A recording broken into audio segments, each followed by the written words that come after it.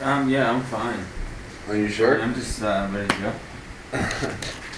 It seems like a little bit of a repeat of yesterday. Like, I'm really not here to coach you along this whole thing. And I'm not here for you to coach me along anything. So are you, like, do you need something? Like, you need to I'm do just ready something? to go. I'm ready to get. But where do you want to go so much? I want to get out of this atmosphere and change the atmosphere. And But that's the same thing as yesterday. Like, what do you always need to be changing atmospheres, or like, what's the deal? well, to be honest, when I wake up, I just like, this is my sleep space. Okay. And so when I get up and then I don't know. I guess maybe there's something where I don't like to be in my sleep space when I'm working. I guess there's I definitely feel something different, and I would like to move. But also, these are little details that pardon me, I guess, putting this feeling onto the group, but I'm ready to go in 5. And I'll go and get rejuvenated and get some groceries, and then get started for the rest of the day. The rest of it. I guess I'm more curious. I don't want this to happen again. Like, I don't want to like feel like I'm the one tugging along, like cheering everyone on. Let's do this. Let's do that. I mean, like, Tyson's been amazing because he's been doing everything that we've asked him to do. But I'm not sure if I'm the only one delivering Tyson ideas to execute. But it's starting to feel a little one-sided. Like in this part of the day, not all the time, but this part of the day when you just like want to go somewhere and like we have Wi-Fi, we're in the jungle, like we can go somewhere. It's quite a bit of driving, but I don't want to like make the majority of my day about going to get groceries and come back and forth. I mean, that sounds fun if I have nothing else to do, but since we have so much stuff to catalyze, I'm thinking like we gotta not spend so much time shopping.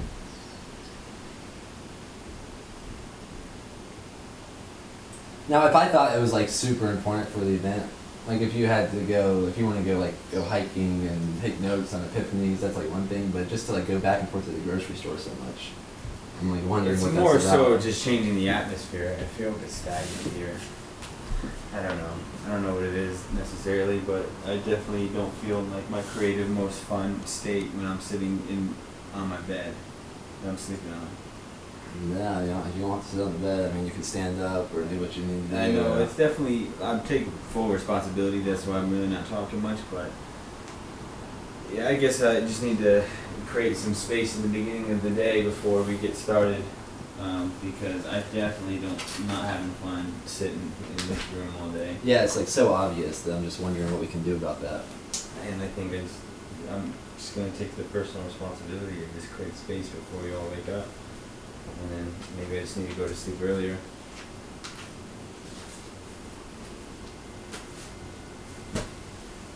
Yeah, it's important for me. It's actually extremely important for me to be in state, to have that space.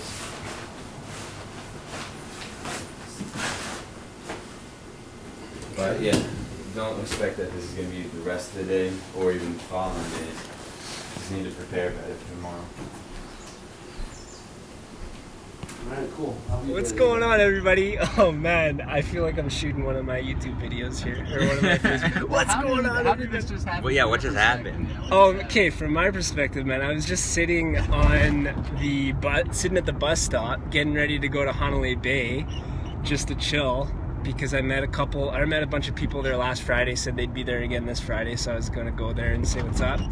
And then all of a sudden, I just hear my name, Zachariah, and I look over and it's Daniel from the front seat there out the window, and like I come running over. This is like a surreal experience for me because like my knees were shaking, I felt light in my stomach, like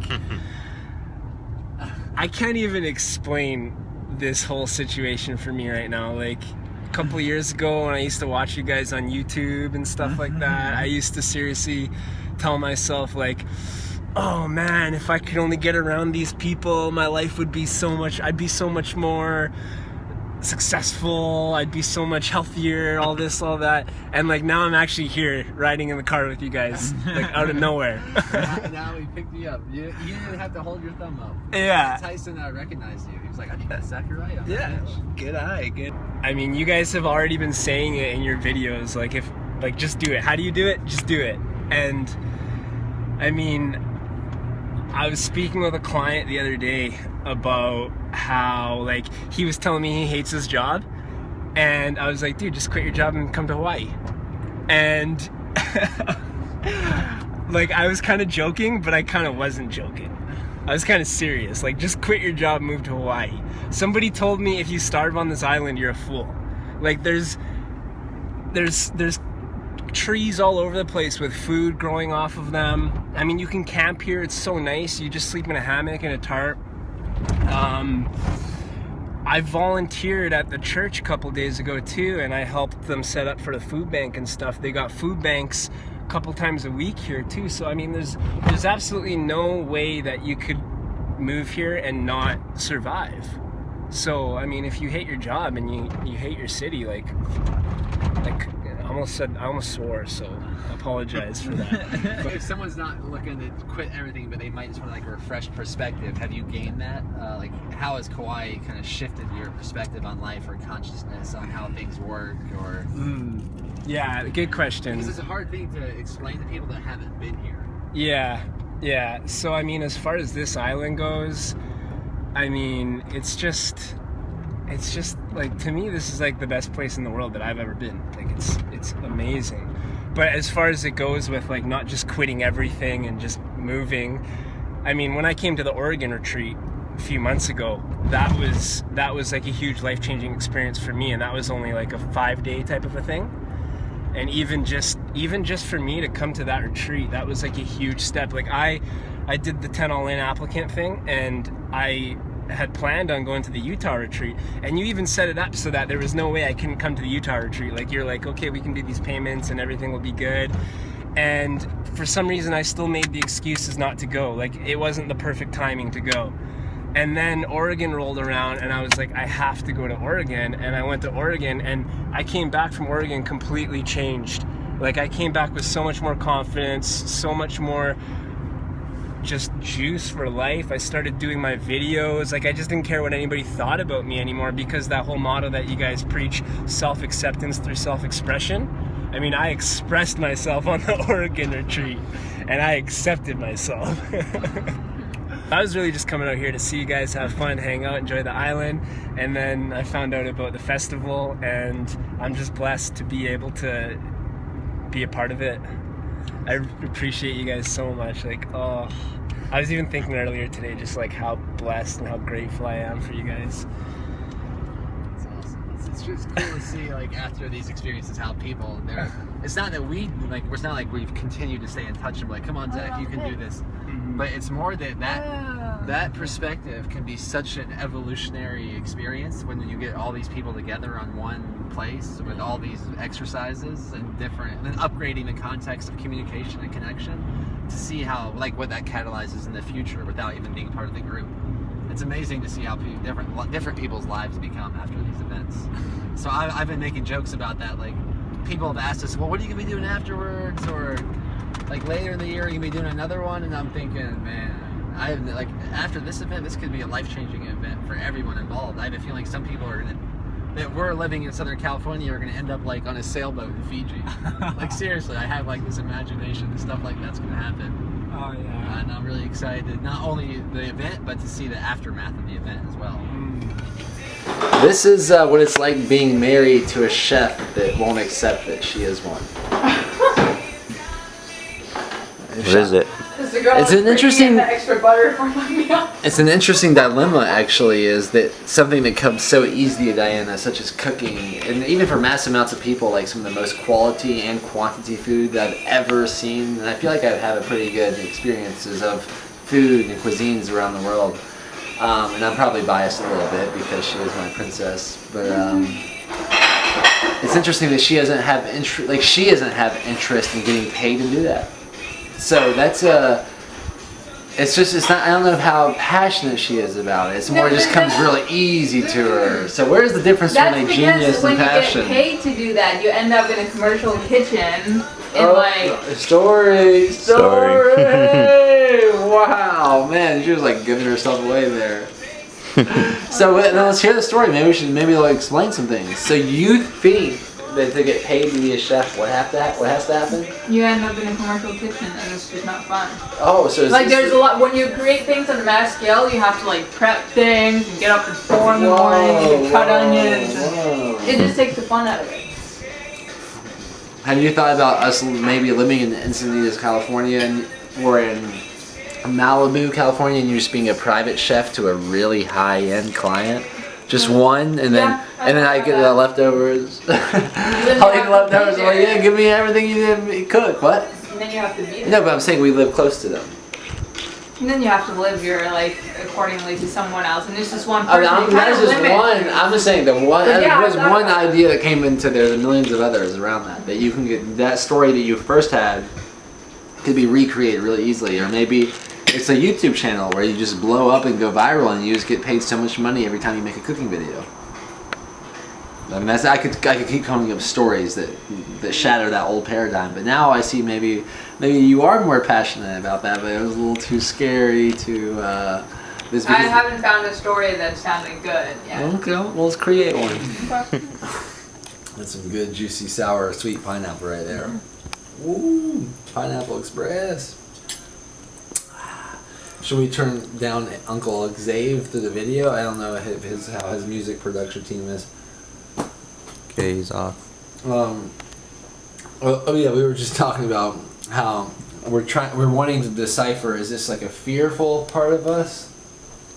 Because it sounds, or like because all the logistics and more effort that comes with 150 people versus maybe less? Or is this this is an upgrade to the idea that to be less attached to the number 150? Because Robert Dunbar's number that's the max. It wasn't like that was the perfect number. It's like somewhere, we can look it up, what the theory is. We can look up more about it's the just theory. We've been so confident with expressing this. You and 149 others. That was like the whole inspiration of this one. It definitely takes so much more logistics on the adventure. I know. And like the accommodations. Like with 60 people, this would be so much easier. Yes, it's totally true. I think maybe not though. Maybe we're missing it. Maybe that's a story. These are all stories. I'm observing all these stories and I'm telling myself, and I'm getting ready to choose the best one. So how are we going to decipher this? Are we just going to go for it? Just go for the 150? I think at this point, you have to ask. Actually, there's a book around here that says it.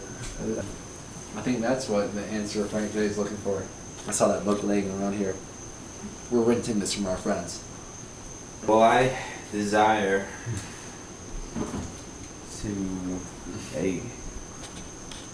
co-create this magnificent experience and to give people the best times of their lives up until now, and also make profit from playing and in a positive, conscious way, and then bring this experience to many others around the world as well. And so I desire to do the best that we possibly can with what we have.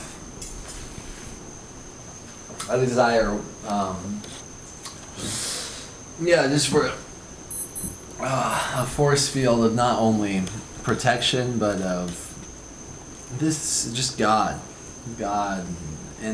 within us, that we're like, that our connection to God is just catalyzed. Yeah. And You want to pray? Everything that we, I am praying, brother. Yeah, this whole process just brings us closer to what our fullest potential is, to our highest selves, to our highest excitements, to the most growth, to the closest to unconditional love and expansion and freedom and lightness and fluffiness and playfulness and just joy and bliss and blessed as one can be. And then, everything that we do bring us closer to that, or closer to realizing that's maybe what's already happening. or that's already an option. And to make that choice, make that option our choice then. Yeah, and I could go on and on about what that might look like, but that's my core. So I really feel like we're in the midst of this right now, and it's got a lot, like it's already so big, and being able to connect with all these amazing people, it's been such a privilege, and the journey has been so awesome. But it almost looks as if we have there's something huge ahead of us, and I'm not sure what it is yet. Yeah. Exactly. Yeah, I guess today and these past 2 days, ever since I've had that experience of almost drowning, I've been feeling a lot of pressure, a lot of stimuli inside my mind and my body, and I kind of a bit overwhelmed with everything and feeling a bit disconnected these past 2 days. I'm sure these guys can feel my energy, which is not my intention to put on to anybody else, but unfortunately, or fortunately, we're all together here, so I think we're all affecting each other. But yeah, I felt a bit pressure, and maybe that's a sign that this is something really big. And also, I think it's important to honor ourselves too throughout this whole process and make sure that we're functioning at our highest capacity. Like, for example, I know when I just go with the flow, it's not something that I thrive in. I like to have some structure. It gives me clarity. And so as I witness my mistakes of today that put me in a low energy mood, I'm going to prepare best for tomorrow so that I can show up for the team and be the best that I can be. And yeah, it's a real privilege. It's a real privilege to go through this experience and to see the outcome of it, but I'm all in on this. Oh, that was great. I really appreciate you sharing that. But Diana gave me such a look. I'm thinking, what was that look? Humping a dead deer on the side of the road. Wait, what was that? Apart, and then your note, is it too early? I would say it's too early. It's too early. Okay. I don't know. That didn't even faze me. I was like, nice. Yeah, but you're used I know. You're used to it, but if you read this book for the first time and you just read the introduction and then chapter 1 is like, my brother hummed a dead deer on the side of the road, you'd be like, what the fuck? Or was it your brother's I think it was friend? my brother's friend. You gotta can get clarity on can you clarify that too? Can you edit that in there? It was actually not my brother. It was my brother's friend. But my brother probably humped it a little bit too. Potentially. You gotta get clarity on Is this that your stage. brother? Huh? Is that No, your he brother? did, but he may have misinterpreted the story. So is your brother's friend. Yeah, brother's friend. Let's add brother's friend in there. But it could have been Timothy, Nathaniel. Add some clarity for us. Let us know. Can we put in the book that you were humping a dead deer on the side of the road? I mean, that's messed up. Yeah, this was in That's so younger weird. years. Don't worry. Don't let that distract you from the greatness of this creation. But it was a lot of this book is about coming clean with the past. And we used to do some weird, like funky pranks. Some, Georgia boys, some redneck stuff. Like humping deers. Like dead deers Dead deers. on the side of the road. They ain't redneck when they think deers has an S on it. It's Ah. deer. Yeah, Deer. yeah. Is this too much? Or am I reflecting parts that you think if you were to talk about publicly that was too much?